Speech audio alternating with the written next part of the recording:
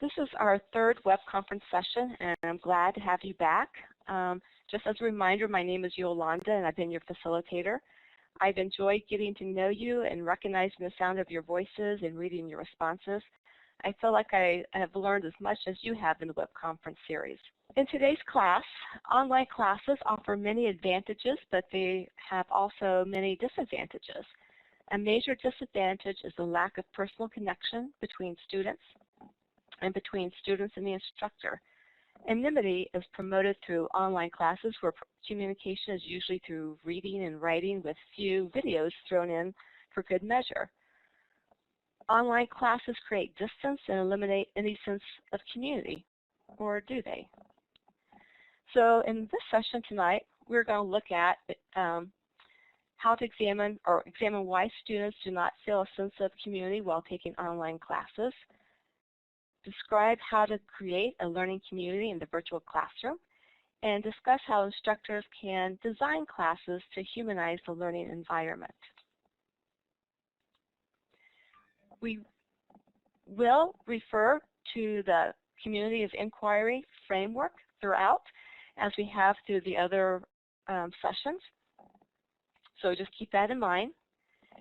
And the big idea for this series is a good instructional designer can design and facilitate a class that creates a social presence that humanizes the online class. In many of our online classes, we are missing the human piece, and there are barriers to students feeling a sense of community with the instructor and fellow students. It's just the way online classes are typically set up. We have physical separation and a delivery system that doesn't make communication and support of others very easy.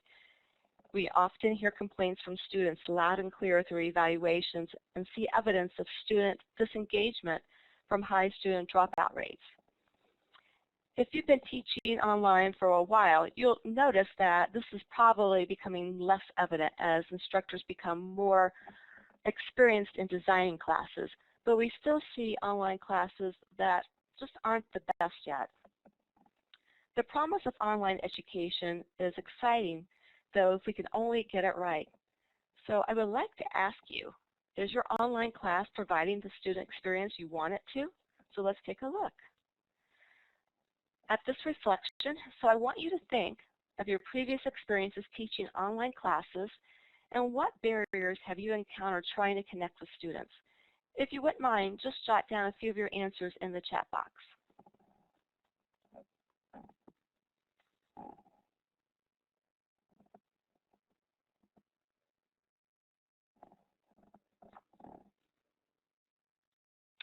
And Jim says he felt isolated as a teacher. And I think you do, because you feel separate. You're like on one side in your classroom recording the online, or maybe holding like a live class online, but you're far away from the students and you can't see their facial expressions, you can't hear inflections if they're able to speak really, unless you use video. And Chris says, making a personal connection with the students to make them feel welcome. So you really miss out on that, but there are ways that you can get past that barrier. And then Renee says, ensuring truly understanding what I'm trying to teach. Renee, can you pop on the talk button and let me know what you mean by that? I forgot the word they. What it is I have scenarios that are in my courses that I have that are online, and my biggest concern is that they understand what words are. Let me start over. Whenever they read a scenario, they read it word for word and try to pull every word and make it fit into coding.